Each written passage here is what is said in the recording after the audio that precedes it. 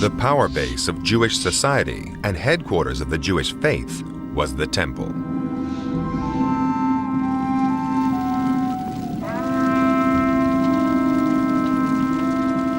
The temple was run by a caste of Jewish priests. These are the people whom Jesus takes issue with. Every day, at dawn and at dusk, they drew lots to make their sacrifice of pure white lambs to God.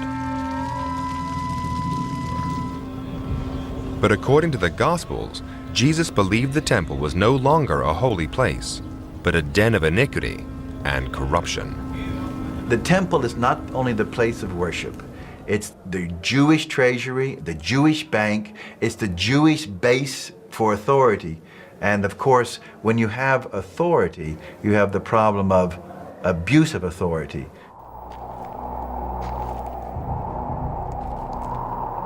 Jesus was to become a fierce critic of the temple system, but he wasn't alone.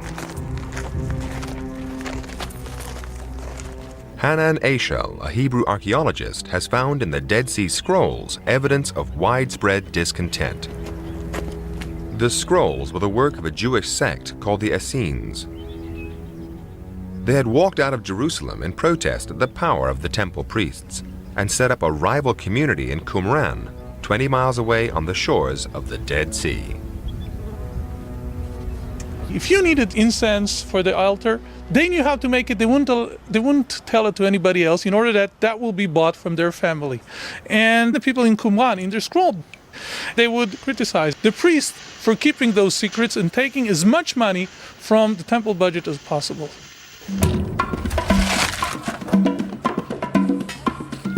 It wasn't until archaeologists dug up the streets of Jerusalem that they found how the priests spent their money. In 1967, archaeologists excavated incriminating evidence in what is now the Jewish quarter of the city. It revealed extraordinary glimpses of the lavish lifestyle enjoyed by the high priests. The area has now been redeveloped with blocks of apartments, but archaeologists had 14 years in which to excavate the area. What they found has been preserved under these buildings.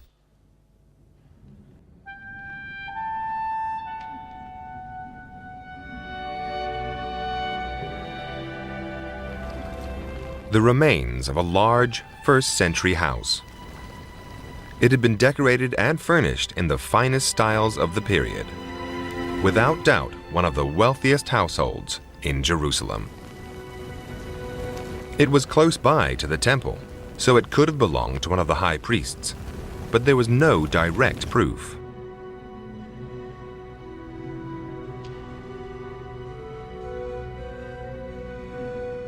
Then archaeologists found this. A few could afford their own private ritual bathroom. But this palatial house had several.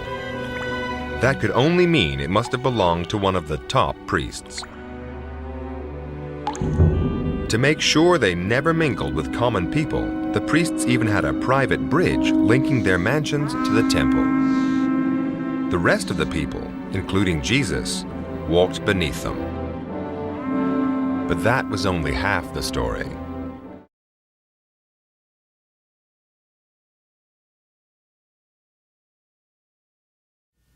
Estamos chegando, portanto, na parte final deste trabalho, e julgo eu ser esta a mais importante de todas.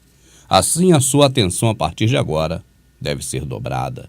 Se preciso for, volte o vídeo, quantas vezes for preciso, para que você possa perceber o que de melhor podemos fazer para o nosso Criador e o que Ele requer de nós. E se você, até aqui assistindo este DVD e neste final daqui para frente, puder guardar alguma coisa do que você tem visto aqui, eu peço a você encarecidamente que duas coisas você tenha como certeza absoluta. Primeira, o nosso Criador não se agrada de templos. O templo não foi criado por Ele e muito menos para Ele próprio. O templo foi criado por seres antigos que desrespeitavam o Criador e assim queriam adorar um outro Deus, chamado por eles de Deus Sol, que não tem a ver com aquele astro que está lá em cima exatamente, mas tem a ver com o Satanás, com o inimigo, com seus anjos, pecadores, demônios. E assim sendo, o nosso Criador jamais gostaria de ver você nesses lugares. Ele não habita nesses lugares, e esses lugares definitivamente, como você viu, não foram feitos para ele. O segundo ponto que eu gostaria que você guardasse é a questão de dar alguma coisa sua para Deus. Essa filosofia implantada pelo sistema religioso é puramente diabólica. O nosso Criador jamais requereu nada de nossas mãos, muito menos dinheiro, ou que trabalhássemos para do nosso trabalho tirar uma parte do que ganhamos e entregar diretamente para seus representantes na terra, principalmente dinheiro. O que podemos fazer para ser justo com o Criador é ser justo com o próximo. Com o próximo que nós vemos, a este sim, devemos vê-lo como se veria ao próprio Criador, porque o Criador faz morada em nós humanos. E sendo a morada do nosso Criador, o nosso irmão, nós jamais podemos destruí-lo, assim como está escrito. Todos saberão que sois meus discípulos, se vos amardes uns aos outros.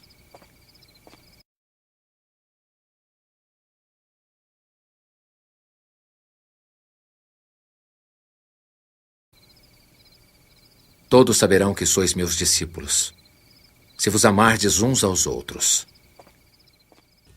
Desta forma, se você puder guardar deste trabalho pelo menos duas coisas, que sejam elas: não há uma só passagem na Escritura que diz que o nosso Criador pediu para si uma habitação.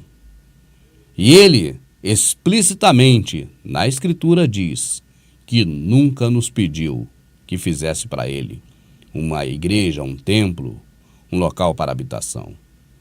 E, junto a isso, ele não aceita nada das nossas mãos. The prophet of God.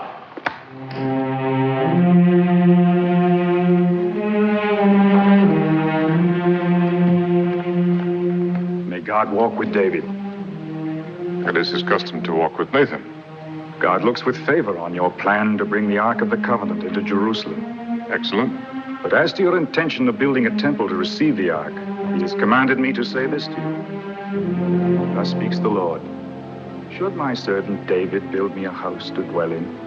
For I have not dwelt in a house since the day I brought the Israelites up out of Egypt, even to this day, but ever lived in a tent. Have I ever, in all these years, demanded that a temple be built for me? Now, therefore, I say to David, I took you from the pasture, from guarding your sheep, to make you shepherd over my people, even over all Israel. Yes, I understand. God sees no need of a temple. Is that it? That is his word. Na Escritura está assim: E disse o rei ao profeta Natã: Eis que eu moro em uma casa de cedro, e a arca de Deus mora dentro de cortinas. E Natã disse ao rei: Vai e faze tudo quanto está no teu coração, porque o Senhor é contigo. Porém sucedeu, naquela mesma noite, que a palavra do Criador veio a Natã, dizendo: Vai e diz a meu servo Davi: Assim diz o Criador: Edificar-me-ás tu uma casa para minha habitação?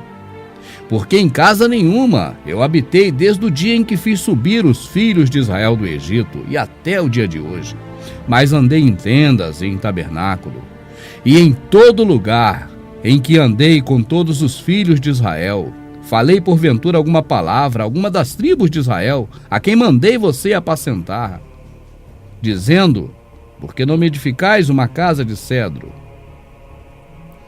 Ou seja, traduzindo em miúdos, o profeta Natã achou que poderia Davi fazer o que quisesse porque o Criador era com ele. Mas naquela mesma noite o Criador disse o contrário para Natã e mandou Natã ir até novamente Davi, dizendo: Vai e dize a meu servo Davi, assim diz o Senhor: Poderia meu servo Davi fazer uma casa para que eu more nela? Porque nunca habitei em casa desde o dia em que fiz subir os filhos de Israel do Egito até o dia de hoje. E eu andei nas tendas, nos tabernáculos, andei em todo lugar com os filhos de Israel. Agora, porventura, eu falei alguma palavra a alguma tribo de Israel, pedindo para que fizesse para mim uma casa de cedro? É isso que o Criador está falando. Ele está dizendo que nunca pediu a nenhuma tribo de Israel, que ele colocou Davi como pastor, ele nunca pediu a nenhuma delas que fizesse para ele uma casa de cedro. Se o Criador disse que nunca pediu uma casa de cedro ou uma habitação para ele, como pode alguém dizer que era da vontade dele que se construísse uma casa para sua habitação? Como pode alguém dizer que era da vontade dele que se construísse templos? Até a época de Davi, que encontrou graça diante de Deus e pediu que ele lhe permitisse providenciar uma habitação para o Deus de Jacó. Mas foi Salomão quem lhe construiu a casa. Todavia, o Altíssimo não habita em casas feitas por homens. Como diz o profeta, o céu é o meu trono e a terra o estrado dos meus pés. Que espécie de casa vocês me edificarão? Diz o Senhor. Ou onde seria o meu lugar de descanso? Não foi a minha mão que fez todas estas coisas? Ele não é servido por mãos de homens como se necessitasse de alguma coisa. Porque Ele mesmo dá a todos a vida, o fôlego e as demais coisas. Aprendemos com o sistema religioso que o povo de Israel adorava no templo. Se você for observar bem o que ocorreu de acordo com a narrativa da própria Escritura e o que nós vimos com este DVD, você vai observar que essa é uma grande mentira. Aliás, mais uma das muitas mentiras que nos ensinaram. Porque o templo era algo pessoal de duas das tribos de Israel, apenas Benjamim e Judá. As 10 tribos, ou seja, a maior parte, quase que a totalidade do povo de Israel que saiu de Abraão, estava em Samaria e adoravam no monte, porque eles eram também considerados como imundos. Assim, quando o sistema religioso, para justificar as suas práticas pagãs de templocentrismo, vem dizer que Israel adorava no templo, na verdade estão mentindo e mentindo feio, se nós levarmos em conta que Israel não se compunham de 2 tribos, Benjamim e Judá, mas de 12 tribos, todos quantos saíram diretamente de Jacó. Assim, aquela passagem no poço de Jacó nos fala muito mais pelo que está escrito do que pelo que nos ensinaram, como veremos em seguida.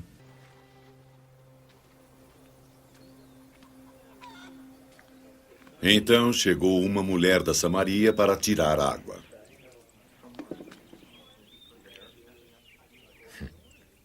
Dê-me água para beber. Os discípulos tinham ido à cidade para comprar mantimentos. És um judeu e eu sou samaritana. Como tu pedes de beber a mim? Judeus não usavam os mesmos copos e potes que os samaritanos. Se conhecesse o dom de Deus e quem lhe está pedindo de beber, você é que lhe pediria. E ele lhe daria água viva. Senhor, não tens um balde e o poço é fundo. De onde pegarias essa água viva? Foi nosso ancestral Jacó que nos deu este poço, do qual ele bebeu com seus filhos e animais.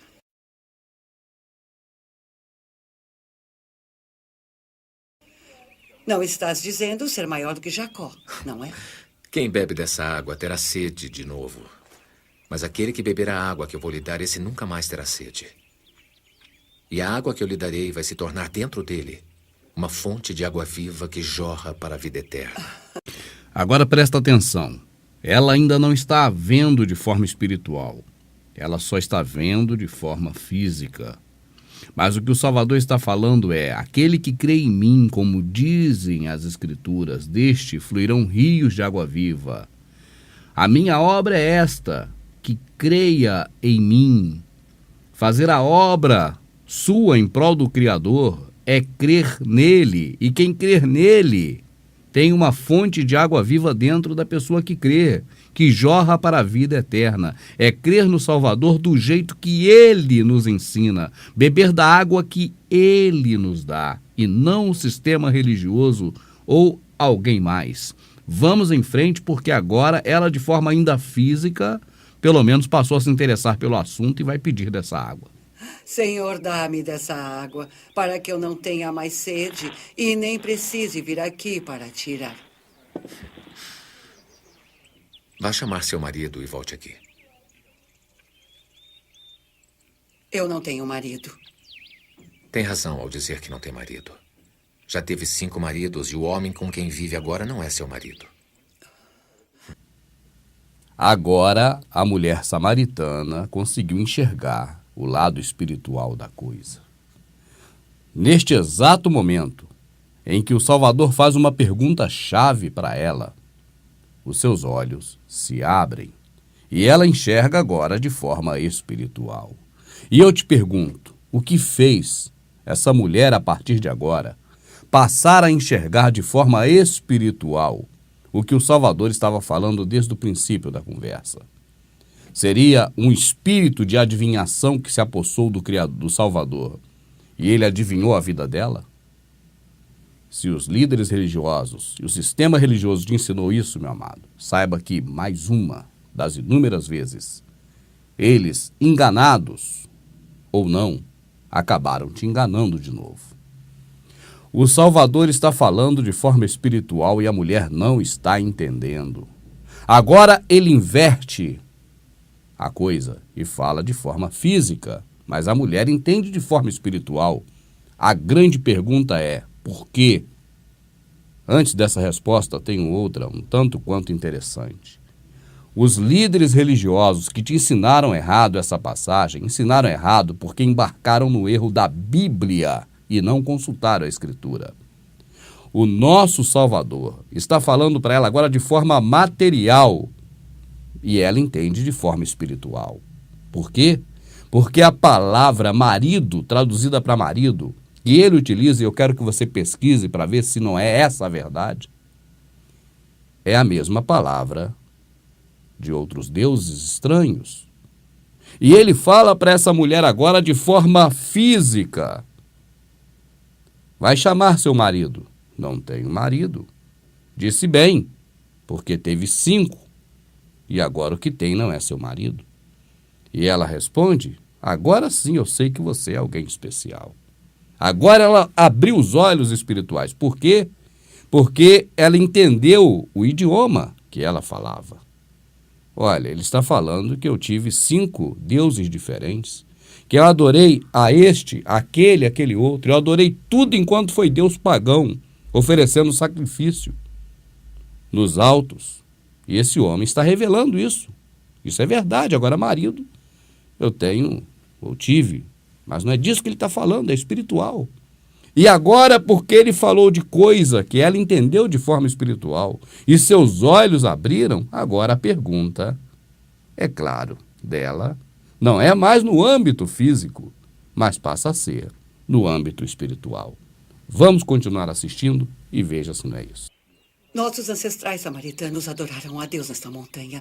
E vocês, judeus, dizem que é em Jerusalém o lugar onde se deve adorar a Deus.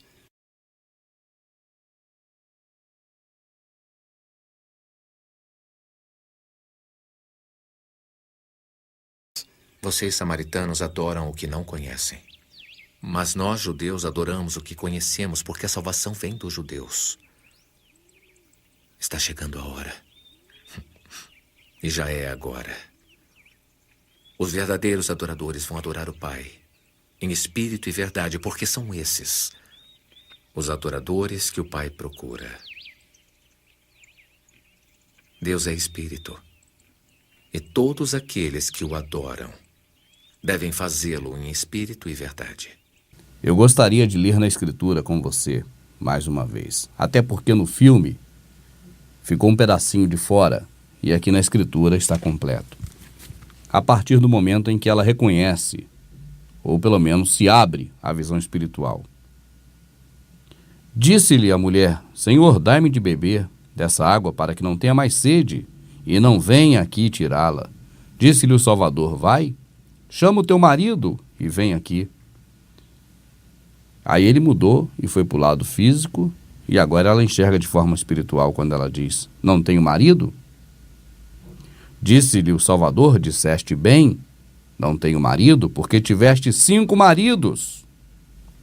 Adorou no monte, adorou no templo de Salomão, adorou no templo reconstruído por Zorobabel, no templo de Herodes, e agora voltava a adorar no monte de forma errada, adorando o que não é o Criador. Então o que você tem agora, o que você adora nesse monte, não é verdadeiramente o seu Senhor. Disse-lhe a mulher: Senhor, vejo que és profeta. Nossos pais adoraram neste monte, e vós dizeis que em Jerusalém, o lugar onde se deve adorar. Jerusalém, entenda, no templo. Não era outro lugar senão no templo. Disse-lhe Jesus: mulher, acredita em mim.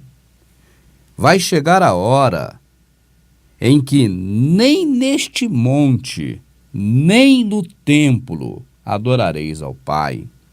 No caso ele falou Jerusalém, ali era o templo. Vós adorais o que não sabeis.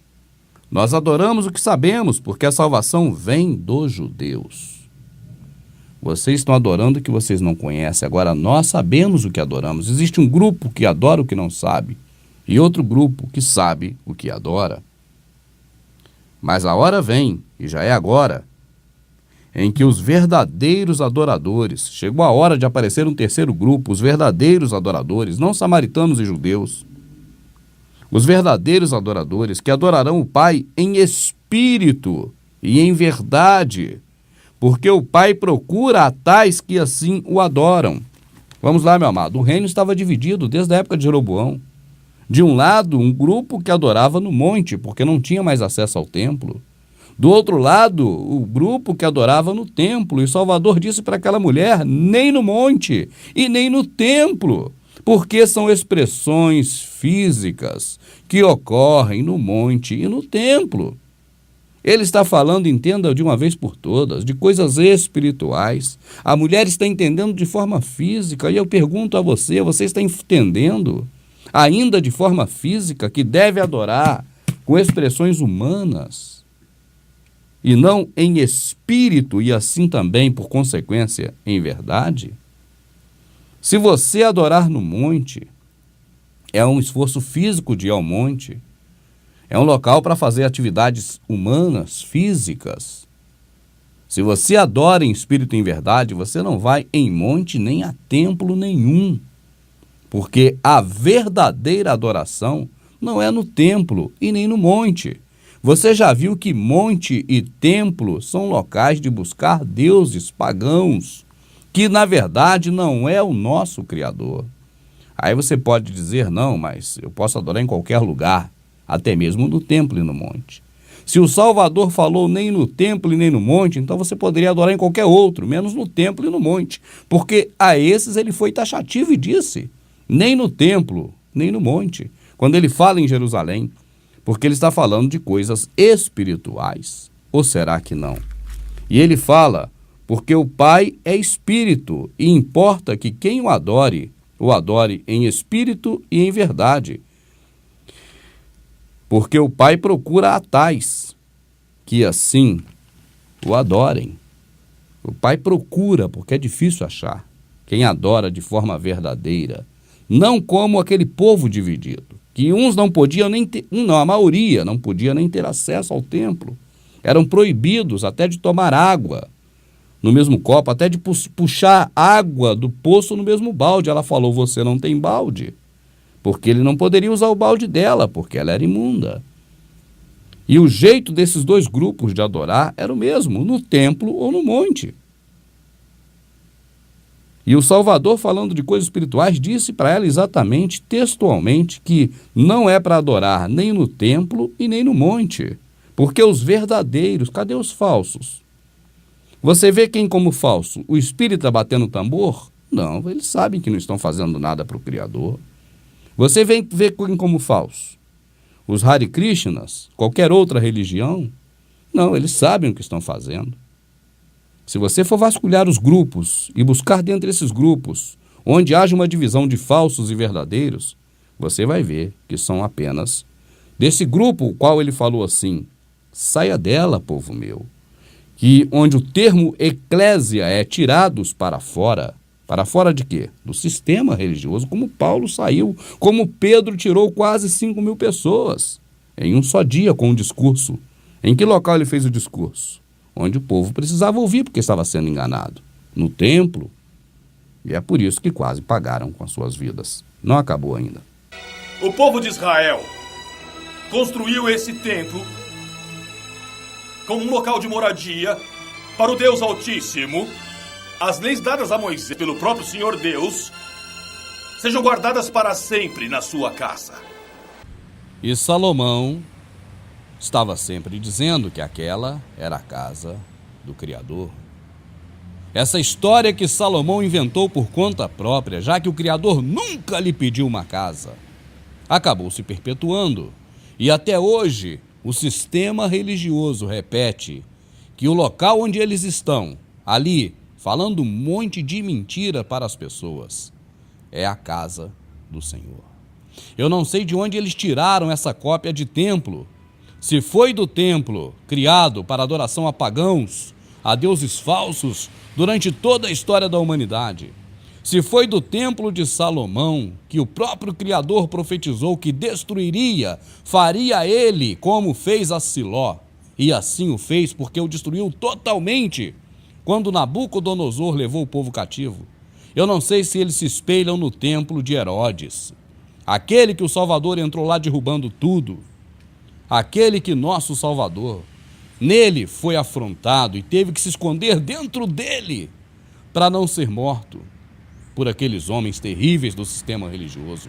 Aquele mesmo templo onde fora Judas buscar 30 moedas de prata, o preço que ele recebeu, o valor que ele deu ao homem mais benigno do planeta Terra em todos os tempos, o próprio Filho do Criador. Aquele mesmo templo em que aquele cego havia sido levado para lá para ser interrogado pelos escribas que se assentavam na mesa ou na cadeira de Moisés e que tinham total prazer e honra em dizer que eram servos de Moisés, mas que o Salvador os peitou e disse: vocês não servem a Moisés. Na verdade, eles tinham usurpado o local de Moisés, sendo eles benjamitas e judeus, e não como ordenara a lei de Moisés, levitas. O mesmo templo em que o pai e a mãe daquele cego dizia: não, isso não é verdade, eu estou fora disso, com medo de serem expulsos daquele local, porque temiam aqueles homens religiosos. Tem idade suficiente e pode falar por si mesmo. Seus pais disseram isso porque temiam as autoridades dos judeus. Porquanto já os judeus tinham resolvido que se alguém confessasse ser Jesus, o Cristo, fosse expulso da sinagoga. Este mesmo templo que o Salvador tanto pregou contra ele, que Paulo pregou contra ele, que Estevão pregou contra ele e foi apedrejado. Este mesmo templo que Herodes construíra, com intenções políticas, em fazer um bom relacionamento entre aquela comunidade servil de judeus que estavam nas mãos políticas do governo romano e que agora, através do rei, enviado justamente para convencer aqueles homens a manipular aquelas pessoas para as tornarem servis através do sistema religioso, e o qual também Herodes dava agora total liberdade para extorquir, enquanto pudesse, aquela população. Nós temos registros que, inclusive, as viúvas, que deveriam estar recebendo, segundo a lei de Moisés, estavam ali também convencidas a dar, e dando do pouco tudo que possuía, por estar enganada por aquele sistema religioso, que cada vez mais que eu leio eu descubro mais coisas e não tenho dúvidas, pertencia exclusivamente ao Senhor deste século, ao diabo transvestido desses homens, enganadores, fazendo coisas terríveis. Eles são o próprio diabo. Enquanto as mulheres estavam a caminho, alguns dos guardas dirigiram-se à cidade e contaram aos chefes dos sacerdotes tudo o que havia acontecido. Quando os chefes dos sacerdotes se reuniram com os líderes religiosos, elaboraram um plano, deram aos soldados grande soma de dinheiro, dizendo-lhes: Vocês devem declarar o seguinte: os discípulos dele vieram à noite e furtaram o corpo, enquanto estávamos dormindo.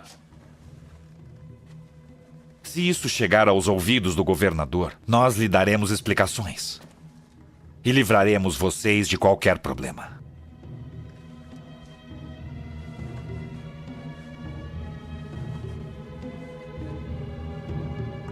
Assim, os soldados receberam o dinheiro e fizeram como tinham sido instruídos. E esta versão se divulgou entre os judeus até o dia de hoje. Os profetas do nosso Criador não cansaram de fazer denúncias e mais denúncias sobre o templo. Jeremias chegou a dizer: vocês dizem templo, templo, templo, como se o templo fosse algo que pudessem proteger vocês, mas vocês estão fazendo coisas que não agradam o Criador, e o Criador fará esse templo igual fez a Siló. Amados, é difícil você ver na Escritura boas referências a respeito do templo, porque já há muito tempo Ezequiel havia denunciado. Os homens agora estavam de costas para o templo, olhando para o Deus Sol, e continuavam sacrificando o mesmo Deus Sol que sempre sacrificaram a vida toda, e que os próprios hebreus, os próprios homens de Israel, aprenderam com os gentios dali de perto a sacrificar ao mesmo Deus Sol chamado Baal, em diversas oportunidades. Nós vemos isso na Escritura, mas nós não tínhamos percebido até então que era uma prática corriqueira, porque até mesmo os que estavam no templo adoravam era o Deus Sol, desde a época em que Ezequiel os havia denunciado. E eu pergunto, ainda hoje não é assim? Que templo é esse que os homens constroem? Autorizado por quem? Eu não me canso de perguntar. É esse um templo feito de acordo com o templo de Salomão, que o Criador disse que derrubaria, que destruiria como destruiu a Siló, e destruiu? É esse um templo nos moldes daquele que Herodes construiu de forma política para agradar aquela população e proteger os interesses de Roma? É este o templo de acordo com os que Constantino tanto construiu, Adriano tantos templos construiu e todos do Império Romano construíram? Ou esse templo que você frequenta se parece com qual outro? Me mostre, me diga, porque eu não vejo na Escritura de forma benigna nenhum templo. Eu vejo Pedro indo no templo e no seu discurso falando a verdade, convencendo quase 5.000 pessoas a largar aquela porcaria de lado, tanto que eles não voltaram para casa. É uma boa pergunta ao seu pastor. Por que Pedro não voltou para casa quando ele converteu quase 5.000 almas no templo? Mas eles dizem sempre, olha, o povo se reunia no templo. E eu mostro para você, meu amado, não era no templo como você imagina o templo de Salomão. Não era nem aquelas práticas, porque na época de Salomão a ideia não era a mesma. Na verdade, Herodes havia criado tipo um shopping center da sua época. O templo de Salomão era muito diferente.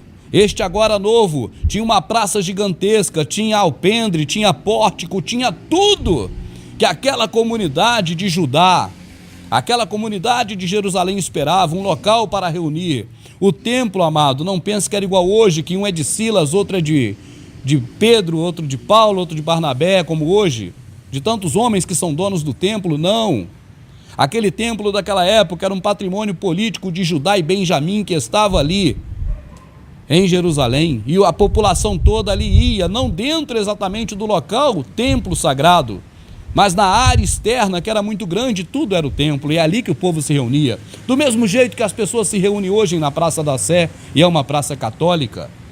Não queira os cães gulosos, o sistema religioso enganar mais você, meu amado, dizendo que aqueles homens compactuavam com as coisas do sistema religioso, porque nem o Salvador que foi morto por eles, nem Estevão que foi morto por eles, nem Paulo que foi morto por eles, nem Pedro que foi morto por eles, nem Barnabé que foi morto por eles, e nenhum outro que foi morto por eles compactuou com aquele templo de Herodes, feito pelo rei Herodes. Será que algum dia teu pastor já te ensinou isso?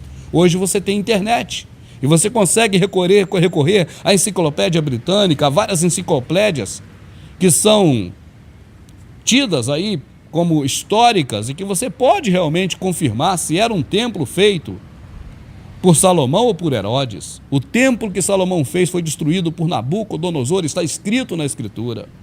Esse novo templo não era exatamente aquele. What's happening right now? A hand. Is it burning or just a hand? Just feel it. Think it's Jesus? Yeah.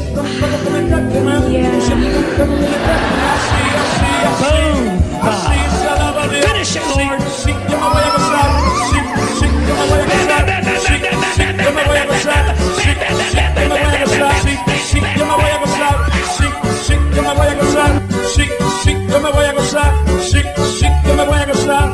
Alábale con las manos, con los pies y con la boca. Alábale con las manos, con los pies y con la boca. Yo me voy a gozar con Jesús del Nazaret. Cierra tus ojos, cierra tus ojos, cierra tus ojos y alaba al Señor. Sí, yo me voy a gozar. Sí, yo me voy a gozar. Sí, me siento un fuego que me está quemando.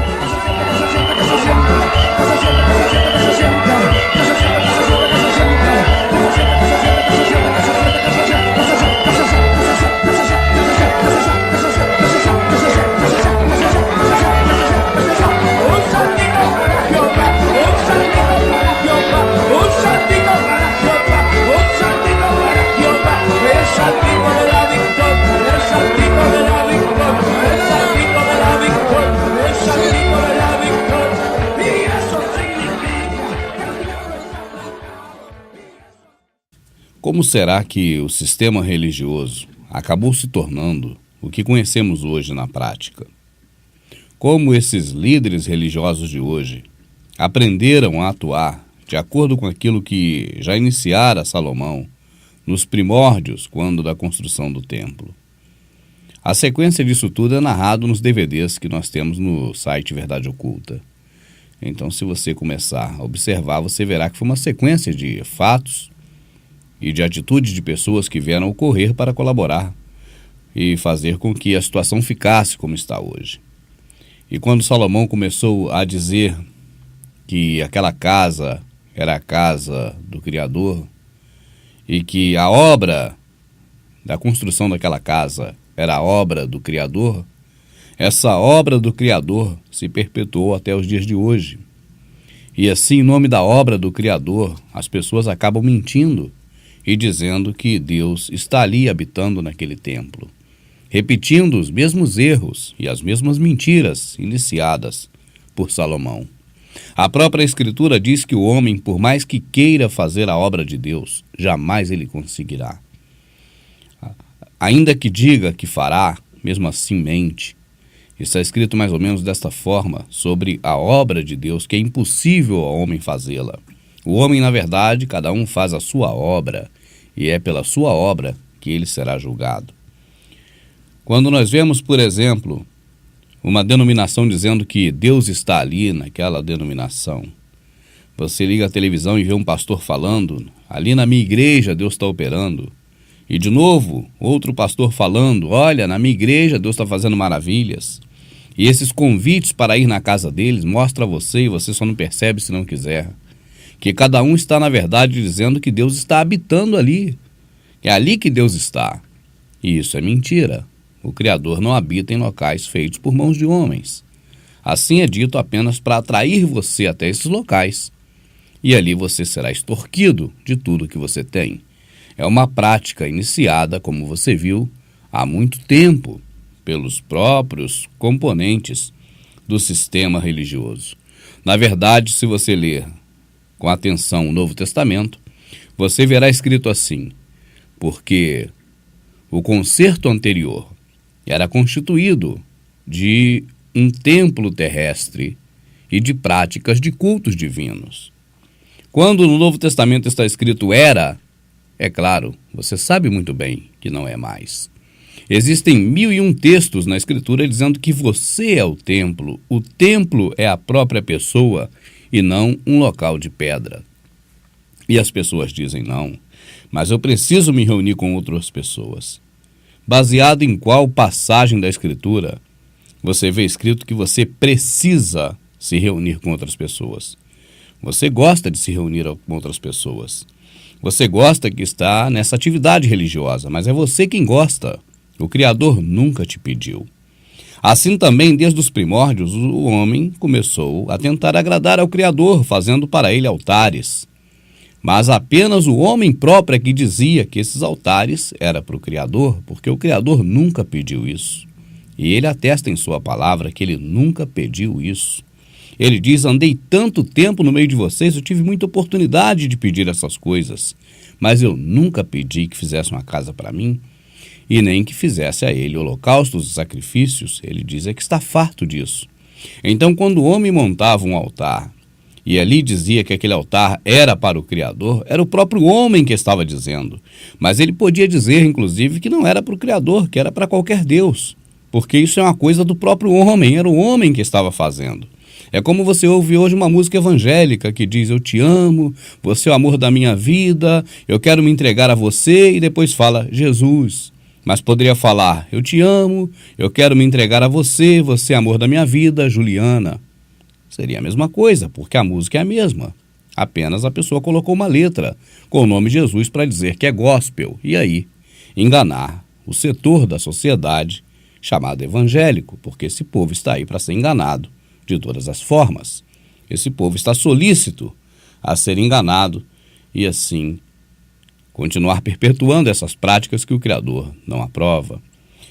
Quando você vê, por exemplo, o Salomão, após o seu reinado, e após Roboão e os que seguiram Roboão, transformando o império de Salomão político em religioso, você olha que eles fizeram o que Constantino mais tarde viria também a fazer.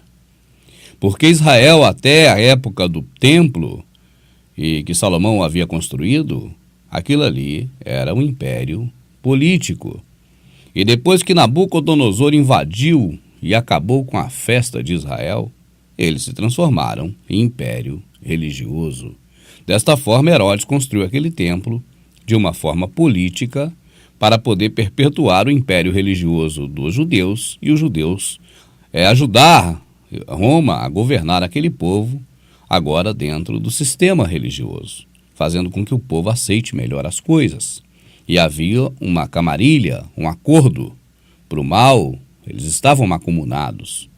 Herodes deixava os sacerdotes, os escribas e fariseus fazerem o que queriam, e em troca, estes mantinham o povo alienado, mantinham o povo longe de arrumar problemas para Roma. Talvez você até esteja dizendo: olha, esses assuntos todos que estão nesse DVD estão muito repetidos. Essa passagem, por exemplo, que o irmão Rubens fala da viúva, aliás, da samaritana no poço, isso já ouvi isso em tantos DVDs. Esses DVDs estão muito repetidos e eu digo a você, na Escritura também está muito repetido, que você deve amar o seu próximo, que essa é a única coisa que o Salvador nos pede, que amemos uns aos outros. E embora isso esteja repetido de Gênesis a Apocalipse, inclusive nos livros e principalmente nestes, que não foram incluídos na Bíblia, embora esteja assim em toda a Escritura, as pessoas não têm ensinado amor ao próximo por aí afora. Ensinam todo tipo de erro, todo tipo de coisa que desagrada ao Criador, mas o principal, o que ele pediu que agrada a ele, ninguém ensina. E por que será que está tão repetitivo na Escritura? Você vê que mesmo repetindo tantas vezes, muitos não aceitam essa verdade. Muitas vezes também ele repetiu: eu não habito em templos feitos por mão de homens, mas você insiste em ir para esses lugares. E assim também, nós repetimos sempre aqui para você, fazendo exatamente como está na Escritura. Bem profetizou Isaías acerca de vocês, dizendo: Este povo me honra com os lábios, mas o seu coração está longe de mim, em vão me adoram. Seus ensinamentos são apenas regras de homens.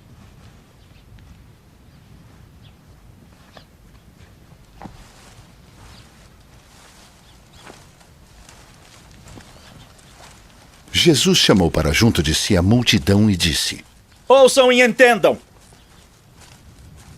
o que sai de sua boca. Isto o torna impuro.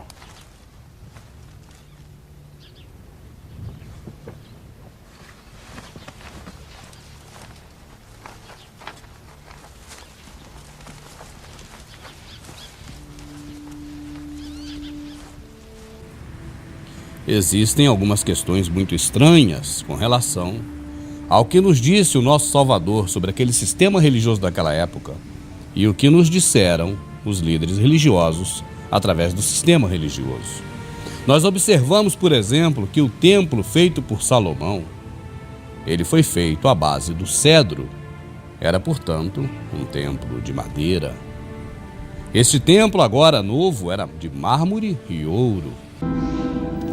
Jesus had first seen the fabulous gold and marble building when he came to Jerusalem at the age of 12.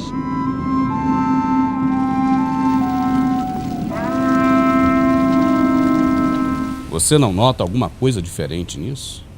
Nós observamos também que o sistema religioso da lei mosaica era constituído através dos sacerdotes, que eram pessoas escolhidas dentre a tribo de Levi, e agora estavam dominando o sistema religioso os escribas e fariseus e sacerdotes que vinham das duas tribos que tinham ficado com poder sobre Jerusalém, Judá e Benjamim.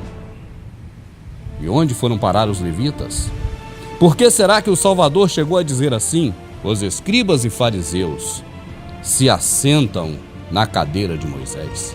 Eu posso traduzir melhor para você. Por que será que nosso Salvador chegou a dizer assim? Judeus e benjamitas estão no lugar em que deveriam estar os levitas.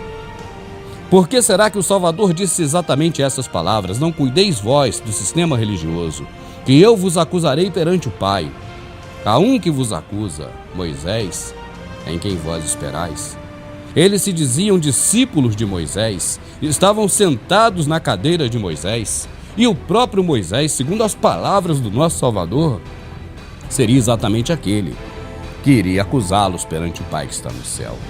Qual seria essa acusação de Moisés? O que Moisés tinha de pessoal, dele próprio, para acusar essas pessoas? O que mais, senão a cadeira dele, que pertenceria aos levitas eternamente, que agora estava sendo utilizado ou se assentando nelas, judeus e benjamitas, as duas tribos que ficaram em Jerusalém. As outras ficaram em Samaria, eram, portanto, samaritanos. Nós vamos chegar em um momento chave em que o Salvador encontra um samaritano pela frente. Ou melhor, uma samaritana, e tem uma conversa muito interessante entre ele e a samaritana. Mas é hora de desvendar um outro grande mistério. E você observe que os mistérios são muitos. E ainda tem muitos mistérios que esse humilde irmão não conseguiu descobrir. Mas enquanto não tirarem a minha vida, eu vou continuar pesquisando na Escritura e revelando tudo que está oculto, porque eu creio que essa palavra é verdadeira e não há nada oculto que não haja de ser revelado. Quero eu ser mais um instrumento da revelação dessa verdade e também que você seja mais um desses. Por isso eu estou dizendo essas coisas para você, para que você também, se ainda não era um revelador da verdade, que possa vir agora neste mundo tenebroso, onde o maligno mentiu, enganou, roubou, extorquiu, fez o seu papel, através desses homens que são, na verdade, seus discípulos, para que você possa ser luz entre esses e também ser um desvendador do mistério que esses homens colocaram, mais um a fazer-se com que a palavra venha a se cumprir e que não haja nada oculto que não venha a ser revelado.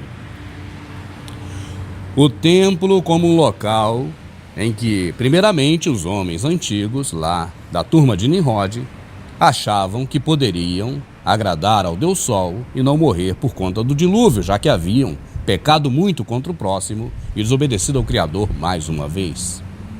Então, naquela época, os altares que representavam o templo servia justamente para o homem buscar ali um meio para perpetuar um pouco mais a sua existência no pecado. Mais tarde, na época ainda de Nimrod, ele passou a ver o templo ou o altar como uma fonte de poder político. E isso durou até o período pós-Salomão. Salomão se utilizou do templo para manter o seu domínio político.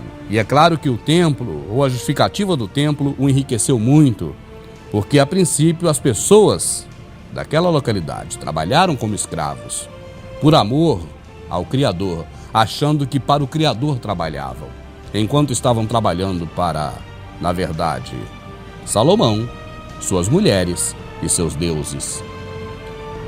Salomão chegou a recrutar 80 mil homens. A população de Israel, pouco antes, na época do seu pai Davi, total era de 77 mil homens. Apenas no período em que ele era criança para quando ele começou a reinar. Se ele escravizou 80 mil homens, poucos deixaram de ser escravos, ou não entraram na lista de escravos de Salomão. Para você ver o grau de escravidão e de servidão que Salomão colocou o seu povo em função deste templo, que lhe daria autoridade e poder. Até aí o templo era poder. Depois deste momento, os povos se dividiram. 10 tribos ficaram em Samaria. E apenas 2 tribos, entenda bem, meu amado, 2, os levitas e os benjamitas ficaram em Jerusalém. E eu pergunto, e os levitas? Quem cuidava do templo? Você vê falar em levita em algum momento no Novo Testamento? Ou toda a culpa cai sobre os judeus? Porque os judeus era a maior tribo que existia. E compactuou com outra tribo poderosa, a tribo do rei anterior a Judá. Levi, no caso Saul, os familiares de Saul, do qual descendente direto era Paulo, fariseu, estavam dominando Jerusalém, juntamente com as famílias do rei mais recente de Davi. E estavam fazendo o que queria em Jerusalém. Agora vamos voltar no tempo. Vamos chegar um pouco depois do período em que Roboão, que o nome já diz Roboão, não é à toa, roubava muito aqueles povos. Depois do período de Roboão, passou-se vários reis terríveis por Israel, por Judá. Chegou a época de Acabe com a sua mulher, que não valia nada, Jezabel. E logo após esse período, assumiu um outro rei. E neste exato momento da história do Antigo Testamento, foi que templo passou a ser dinheiro. E esta fase está narrada minuciosamente, explicitamente na Escritura. E é o que vamos ler agora. Não vou dizer o capítulo nem o versículo, que você leia todo o livro de Reis, porque aí você vai ver isso que eu estou falando e vai descobrir muito mais coisas terríveis nessa leitura que você fizer do livro total de Reis, procurando essa passagem. Vamos ler. Corta, Amado, faz outro que se der erro.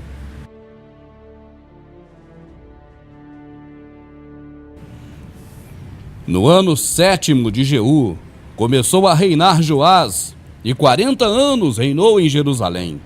E era o nome da sua mãe Zíbia, de Berseba.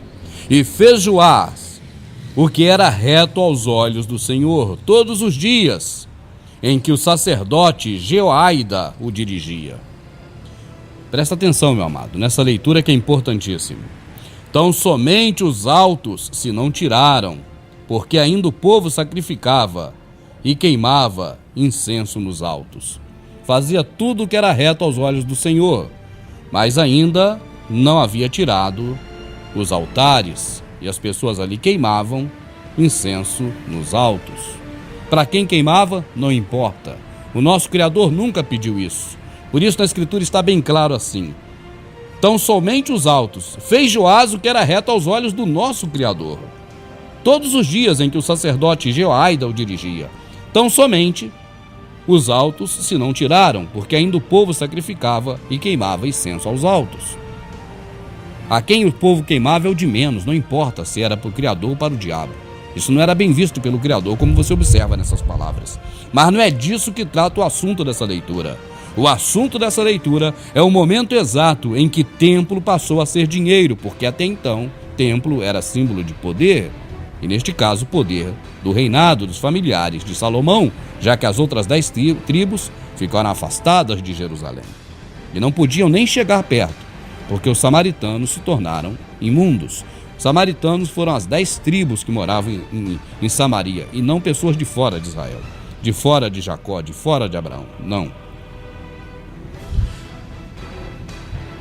E disse Joás aos sacerdotes: todo o dinheiro das coisas santas que se trouxer à casa do Senhor, até então não se trazia dinheiro nenhuma, a saber, o dinheiro daquele que passa o arrolamento, o dinheiro de cada uma das pessoas segundo a sua avaliação, e todo o dinheiro que trouxer a cada um voluntariamente para a casa do Senhor, os sacerdotes o recebam, cada um dos seus conhecidos, e eles reparem as fendas, os buracos da casa, segundo toda a fenda que se achar nela. Sucedeu, porém é ao contrário. Sucedeu o contrário disso, que no ano 23 do rei Joás, os sacerdotes ainda não tinham reparado os buracos do templo. Aqui está as fendas da casa, se refere ao templo. Então o rei Joás chamou o sacerdote Jeoaida e os mais sacerdotes e lhes disse: por que não reparais as fendas da casa? Agora, pois, não tomeis mais dinheiro de vossos conhecidos, mas dai-o pelas fendas da casa.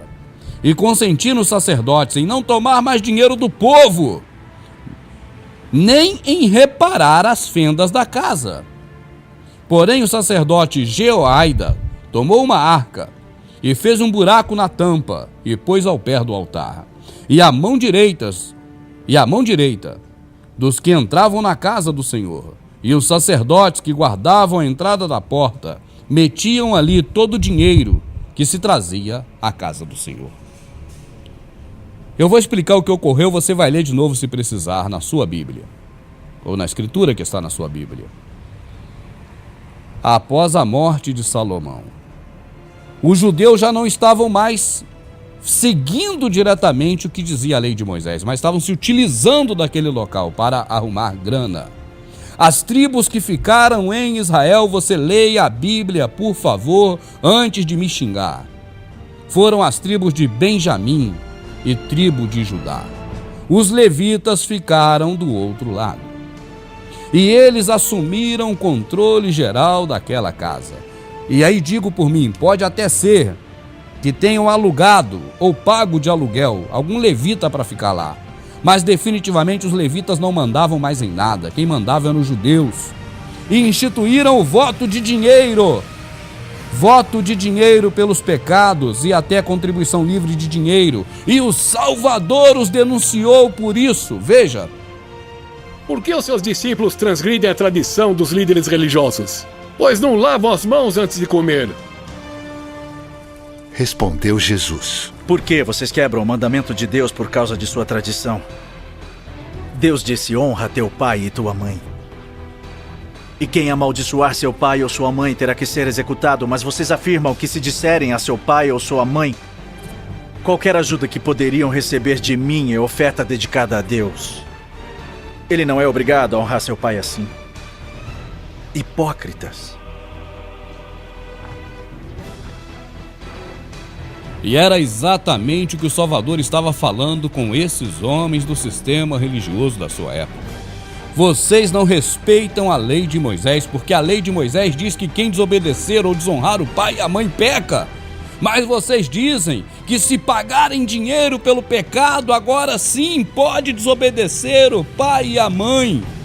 O Salvador denunciou esse grupo da forma que você acabou de ver nessa ilustração de Hollywood, mas que pode conferir na sua escritura que está na Bíblia. E aquele povo começou a ver dinheiro no templo. O templo era uma grande fonte de dinheiro. As pessoas poderiam então levar voluntariamente quanto quisesse para o Senhor e dar na mão deles. É por isso que você viu agora há pouco que eles ficaram riquíssimos.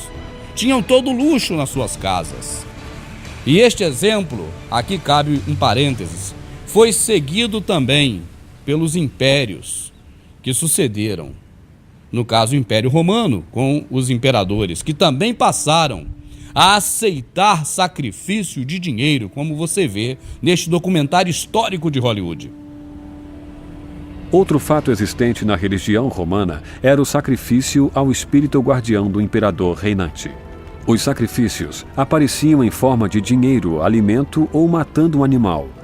E esta atitude de pedir dinheiro como sacrifício se perpetuou até os dias de hoje. Ou será que eu estou enganado? Voltando àquele templo, no momento em que ele passou a ser dinheiro, logo após a morte dos sucessores de Salomão, Roboão e todos os outros que seguiram, até este momento explícito em que estava em Israel agora, Jeoás, rei de Israel, que permitia qualquer tipo de culto religioso, até mesmo nos altos ainda se sacrificavam, mas ele fazia uma exigência. Olha, vocês sacerdotes, eu estou assumindo hoje o controle geral daqui do reinado de Israel, em Jerusalém, sobre as tribos de Judá e de Benjamim, que são vocês. Agora é o seguinte, olha, sacerdotes, vocês a partir de hoje, quando pegar dinheiro das pessoas aqui no templo, você pegue, mas pelo menos conserte aquele buraco que está no templo. Pelo menos conserte aquelas fendas da casa do Senhor que está ali. E ele passou 20 anos esperando. Deixa eu ler de novo para não cometer erro. 23 anos. 23 anos. Os sacerdotes ainda não tinham reparado as fendas da igreja. O dinheiro que se entrava ali, ele não passava, que não era para passar para a viúva, para a órfã, para a necessidade, que o nosso Criador nunca mandou fazer isso. Não era nem para pegar em dinheiro. Não tinha dinheiro no negócio, eles que inventaram. Mas eles, 23 anos, tomavam dinheiro dizendo que era para a obra do Senhor, para a casa do Senhor, para tapar os buracos. E a Escritura é clara e diz que eles em 23 anos não taparam o buraco. E eu quero que você leia mais do que isso. Está tudo escrito, é só você ler que ninguém mais te engana. Mas o certo é este. O momento exato em que templo passou a ser dinheiro foi nessa época e está registrado de forma explícita na Escritura que está na Bíblia.